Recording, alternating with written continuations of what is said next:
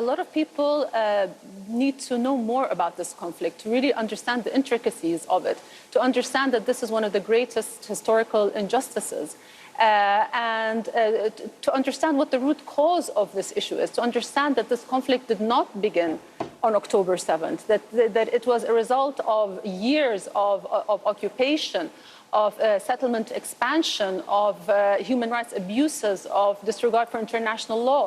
And this is what led us to this point. If we look at Israel today, sometimes you hear the Prime Minister justifying the war by saying that he is doing what the public wants and that the overwhelming majority of Israelis support this war.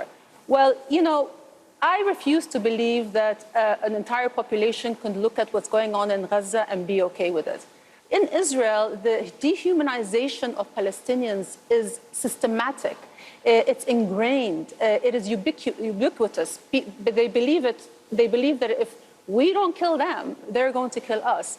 And so I blame hardline Israeli leaders for keeping their people in this perpetual state of fear of an existential threat that doesn't exist, and making them feel like just killing Palestinians and killing Hamas is going to be the solution to the problem. Let me ask you. The real solution to the problem is to end the occupation.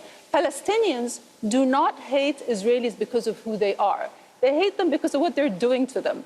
And so if we do the greatest guarantee for Israel's security, and this is what I want to say to what I said to the Americans, if you want to safeguard Israel's security, there is no better way to do it than through a just and comprehensive peace. No army in the world, the strongest army in the world, the most proficient intelligence, whatever, will not guarantee Israel's security as much as a just and comprehensive peace would.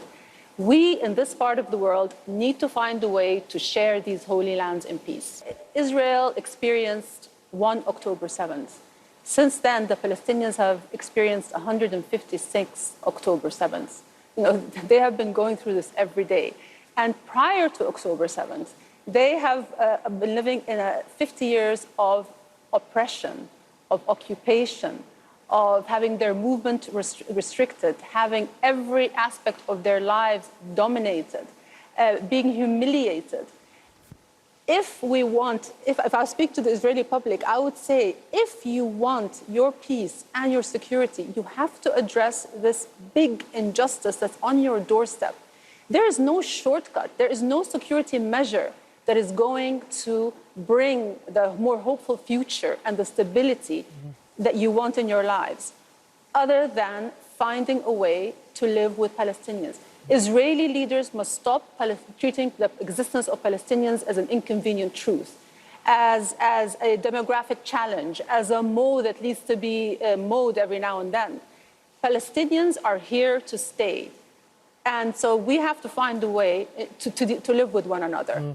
And we have to be able to rehumanize, to be able to see the humanity of the other our humanity reflected in others' eyes. An Israeli mother should understand that a Palestinian mother cares about her children just as much as she does.